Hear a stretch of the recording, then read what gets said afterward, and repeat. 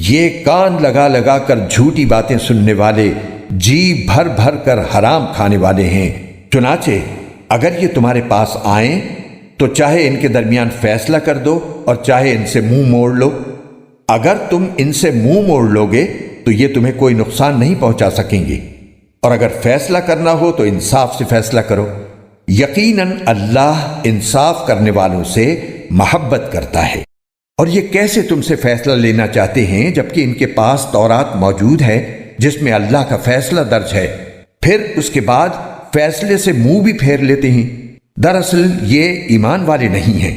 بے شک ہم نے تورات نازل کی تھی جس میں ہدایت تھی اور نور تھا۔